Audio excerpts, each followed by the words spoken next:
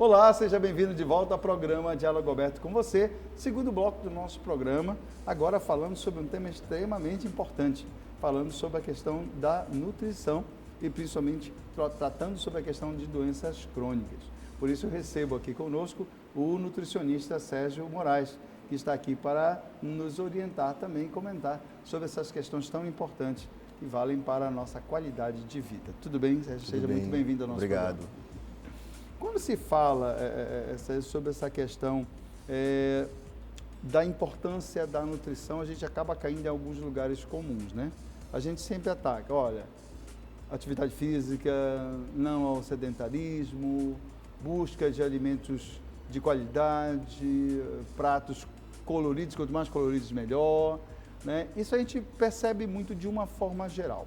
Além desse contexto, falando nas questões, por exemplo, de doenças que a gente está habitualmente observando aí cada vez de forma mais precoce, que é a questão do diabetes, a questão de hipertensão, doenças cardiovasculares, como é que a gente percebe isso dentro dessa vida altamente dinâmica que a gente tem, principalmente em locais de centros regionais, como é o caso de Belém e outras cidades também? Como é que a gente consegue perceber isso aí? Como é que a gente tem que tomar essa atitude e talvez essa perspectiva de decisões em termos da alimentação? Então, o que a gente precisa entender é que cada vez mais, hoje, a alimentação está sendo mais rápida, mais pronta. A gente tem buscado alimentos que são alimentos mais palatáveis. Esses alimentos geralmente são mais processados. Então, o que a gente tem visto nos últimos 10 anos? Que a população tem consumido mais alimentos ricos em açúcar, sódio, e diminuído a ingestão de frutas e legumes, que quando a gente pensa em doenças crônicas não transmissíveis, são os fatores que vão prevenir o surgimento dessas doenças. Então, no dia a dia, a gente se atentar, que eu gosto de usar uma frase que diz desembalar menos e descascar mais, porque a gente tem consumido alimentos muito processados, pela correria do dia a dia, pela vida que a gente leva, e a gente acaba achando, hoje a indústria alimentícia também nos coloca como saudável alimentos que não são. E aí a gente precisa ter esse cuidado em ler um rótulo, aprender, procurar uma orientação nutricional, porque como você falou, cada vez mais, doenças crônicas hoje não são só desencadeadas em pessoas adultas. Hoje a gente tem crianças diabéticas, hoje a gente tem crianças com problema de colesterol alto, e isso tem a ver, além do fator genético, também tem a questão da alimentação, né? Hoje a gente não consome mais suco natural. Muitas crianças ainda consomem hoje suco de caixinha. E isso faz com que a gente tenha o quê? Um impacto, porque essas doenças elas vão chegando silenciosamente e de forma lenta. Então a gente não consegue notar, não tem sintomas agudos. Quando ela surge os sintomas, ela já está avançada. E aí a gente precisa entender que um dos principais fatores é a obesidade. Hoje, a pessoa sobrepeso, para você ter noção, o país hoje tem 70% dos seus óbitos causados por doenças crônicas não transmissíveis. Então, é um problema de saúde pública que a gente precisa educar, orientar. Eu acho importante a gente estar hoje falando desse tema, abordando esse tema, conscientizando as pessoas. Por quê? Porque às vezes a gente pensa, vou comer um prato colorido, mas a gente precisa fazer isso não esporadicamente. Tem que fazer parte do nosso contexto. E a gente tem tantas coisas na nossa região, não vamos longe, a gente tem o nosso açaí rico em antioxidantes, rico em vitaminas, minerais. A gente pode usar tantas estratégias fáceis, de combinações possíveis, que vão ajudar na prevenção do surgimento dessas doenças. Muito comum do brasileiro, nossa carta, né? Que é o feijão com arroz. O valor nutritivo disso aí para o cotidiano, para o dia a dia, como é que a gente avalia? É uma questão tradicional, mas ela também tem um valor nesse sentido nutricional? Tem. A gente chama de uma dupla perfeita, porque eles se casam, eles se completam nutricionalmente falando. Certo. As leguminosas, que no caso o feijão, é rico em proteína, com baixa gordura. Já o arroz é a fonte de carboidrato. Então, a gente tem além das vitaminas e minerais, a gente tem um custo mais acessível, o brasileiro gosta, está dentro da cultural e principalmente a questão nutricional. A gente consegue ter valores nutricionais que vão nutrir esse corpo. E o que a gente tem que pensar também é que por que a gente fala que é uma dupla perfeita? Porque só o arroz ele poderia aumentar um pouco mais a velocidade do açúcar disponível na corrente. Certo. E o feijão vem ali dando uma segurada nessa elevação para o diabético, por exemplo, que não pode consumir grandes quantidades de açúcar. Então, sempre essas combinações são bem interessantes. Carboidrato, proteína e o feijão arroz é a dupla perfeita. Certo. E trazendo para essa perspectiva, arroz integral, arroz branco, aquele arroz temperadinho ou aquele arroz um pouquinho mais denso, qual seria o ideal para essa combinação? O arroz integral ele vai ser mais rico em fibras. Certo. Mas eu sempre gosto de explicar para o paciente, se você não gosta, porque tem pessoas que não se agradam da palatabilidade do arroz integral. Exatamente. Então, a gente pode usar o branco? Pode. Certo. Tá? Não tem problema em usar o branco. A gente consegue, através de outras fontes, as fibras que tem né? no arroz integral. Agora, o que é interessante? A gente atentar para o tipo de tempero. A gente tem temperos que vão ser benéficos, como a cúrcuma, o açafrão, conhecido, o açafrão, que pode usar para temperar e evitar aqueles produtos prontos que são ricos em sódio, porque às vezes ele tem um processo ali de hipertensão. Aquele tempero completo, por exemplo. Completo. E aí a gente tem aqueles prontinhos. Para quem tem hipertensão, é muito sódio. E também pode ser um fator que vai a longo prazo te levar a um quadro de hipertensão. Então, eu vou fazer o arrozinho branco, eu vou usar um tempero natural, a cúrcuma, o açafrão, o alho que tem fator protetor para o coração. O alho é excelente, né? Exatamente. Ele tem um fator antioxidante, né? Então ele protege o coração. É muito bom. Certo. Aí nesse pacote aqui, já que a gente entrou no barco, farinha de mandioca. Pois é, a farinha de mandioca está presente na nossa cultura. É difícil, muitas vezes, a gente retirar. O que eu oriento? A diminuição. Certo. Tá? Porque o equilíbrio, tudo na vida da gente é o equilíbrio. Não é um vilão, mas o excesso, tudo em excesso pode fazer mal. Pode fazer mal, né? Porque o que a gente tem hoje? A gente tem hoje, o paraense ele consome o açaí com a farinha e o açúcar muitas vezes. É, isso é verdade. E aí a gente tem um impacto, uma carga muito alta de calorias. E a gente tem que lembrar do que eu falo no começo. Obesidade, sobrepeso é fator desencadeante. Então, se eu como muito, eu ganho peso. E a gente não quer ganhar peso. Certo. Então, o equilíbrio é a chave de tudo. Certo. Porque no final, então, a farinha acaba contribuindo se for em quantidade acima do que deveria. Acima do que deveria. Como eu sempre gosto de trazer o pensamento assim, todo excesso vai fazer mal. Seja um excesso, eu como coisas saudáveis e quero emagrecer, mas estou comendo coisas saudáveis em grande quantidade. O que é que vai gerar? Não vai gerar o emagrecimento. Porque eu preciso, para emagrecer, consumir menos e gastar mais. Aí, nesse caso, Sérgio, eu vou fazer uma pergunta. A gente vai ao supermercado, às vezes realmente você precisa, até pela questão mesmo da dinâmica da nossa vida atual, a gente pega elementos, por exemplo, que está em embalagem, né? Que você falou, desembalar menos e descascar mais. Mas às vezes você precisa, né? Ou comprar, ou então realmente é uma opção que você faz. Aquelas informações nutricionais, elas são confiáveis? Dá para a gente realmente dizer, não, olha, isso aqui é sério? Ou tem muito disfarce nessa história, com palavras às vezes um pouco mais técnicas e que a gente não entende? Não seria o caso, primeiro, se isso é confiável. Segundo, não seria o caso da gente ter uma informação mais clara para o consumidor que não consegue decifrar, né, aqueles teores percentuais dessa história? Como é que você analisa isso? Olha, pela legislação, de fato, a rotulagem está correta, é o que a gente espera. Certo. É obrigatório que seja confiável. Agora, a respeito da leitura da rotulagem, a gente tem projetos tramitando para que a gente traga para frente do produto e não para trás, porque geralmente na rotulagem é atrás, e com desenhos. Então, assim, sinalizando um triângulo que tem gordura trans, sinalizando que tem mais açúcar, sinalizando que tem mais sódio. Por quê? Porque às vezes o produto é rico em açúcar, só que o açúcar tem vários nomes. Por exemplo, maltodestrina, dextrina. E aí, o consumidor que é leigo nessas questões, ele não consegue entender o que é maltodestrina, que é um açúcar, né? E às vezes a gente vê ali sem adição de açúcares, mas não quer dizer que o produto não contém açúcar. Por exemplo, diet ou zero?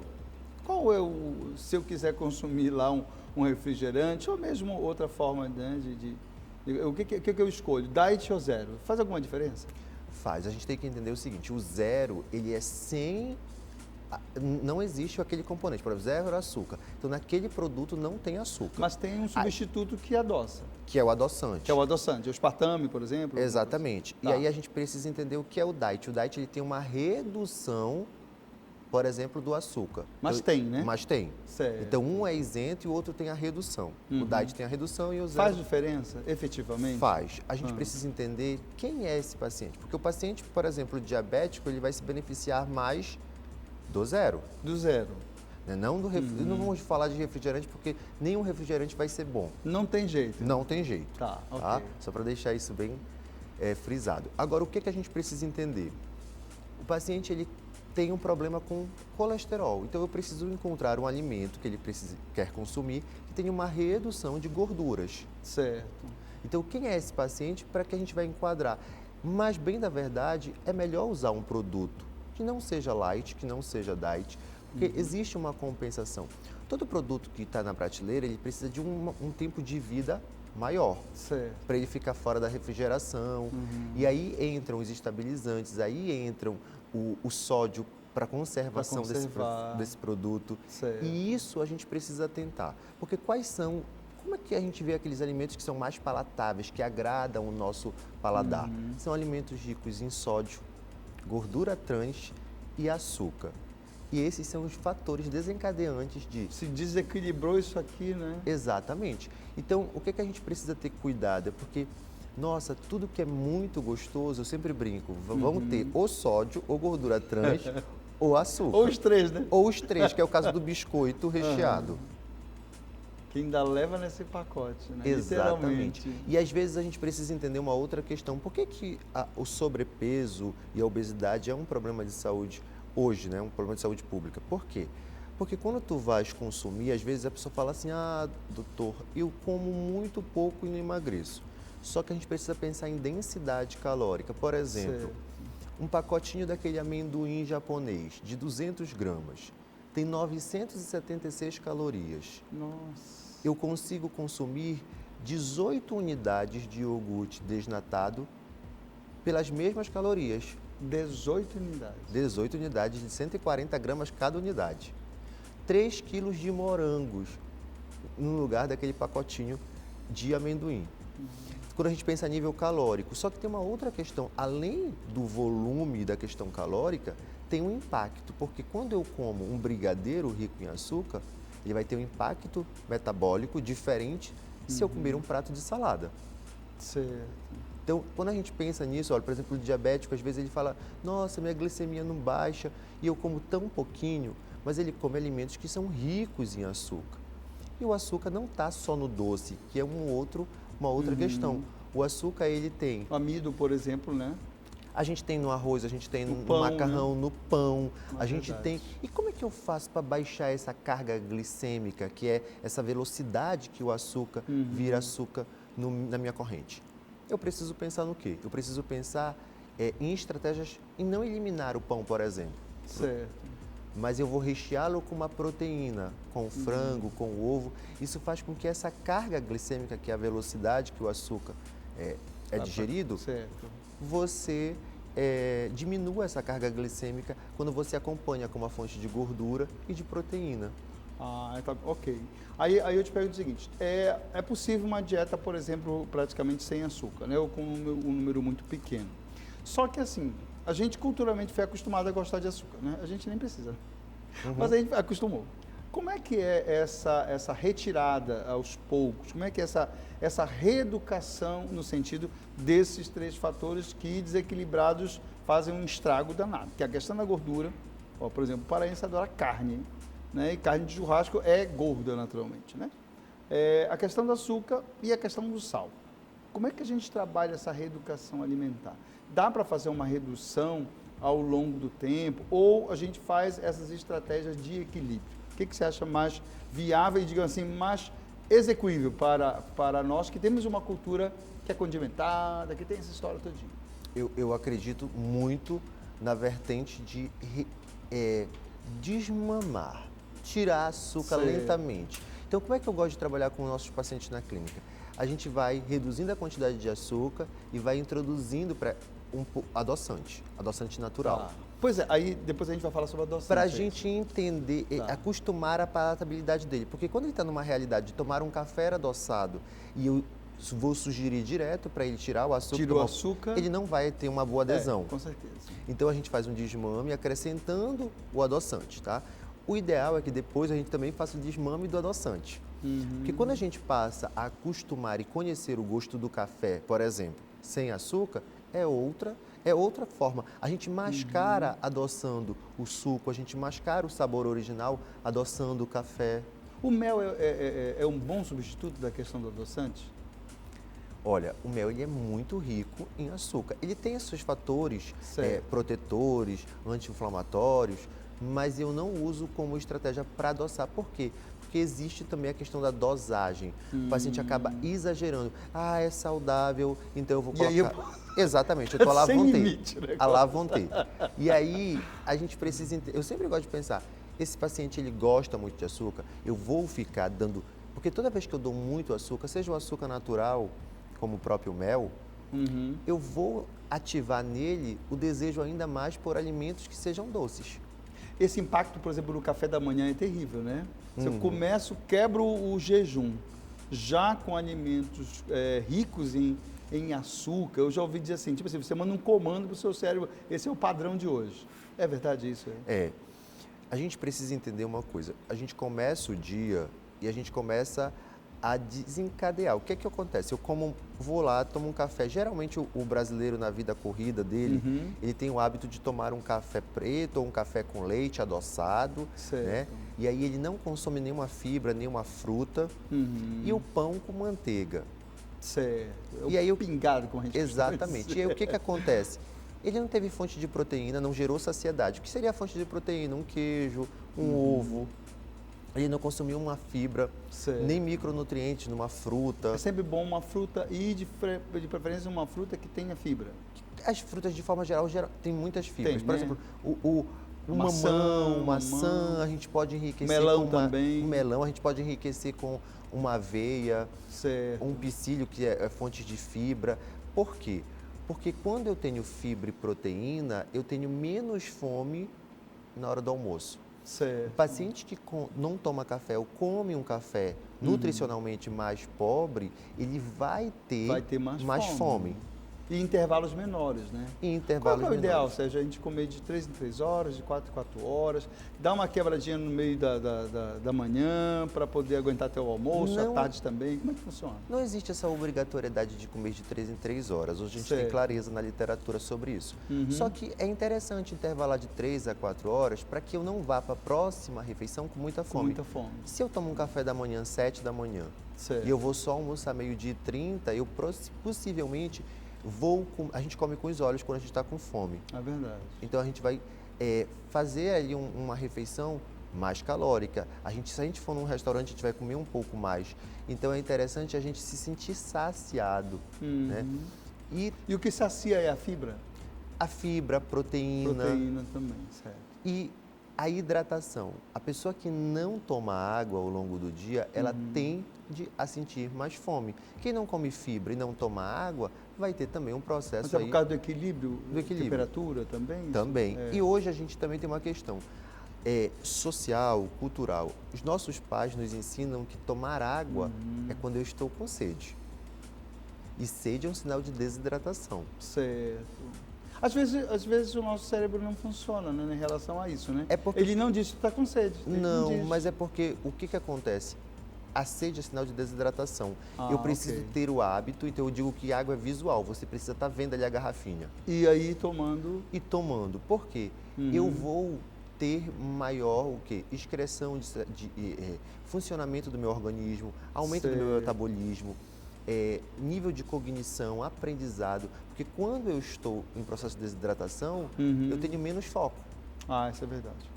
Fica mais disperso e fica mais sonolento. lento, né? Exatamente. Perfeito, é verdade mesmo. Aí, nesse caso, vou falar um pouquinho da minha turma. Funcionário público adora um cafezinho, né? O cafezinho preto, até que ponto ele é interessante ou ele realmente tem que ser descartado desse intervalo quase que regular que a gente tem, né? O Rio aqui, no Pará também, o pessoal gosta muito do cafezinho preto. Às vezes vai lá e toma só um cafezinho preto. Como é que funciona isso aí dentro dessa estrutura que você está falando? Pois é, o que a gente orienta? Não é para eliminar, mas essa frequência. Primeiro porque esses cafezinhos geralmente, em empresas principalmente, estão adoçados. Geralmente já está. Né? E aí tu tens aí um café sem estar adoçado com nada, uma xícara pequena tem em média 7, 8 calorias.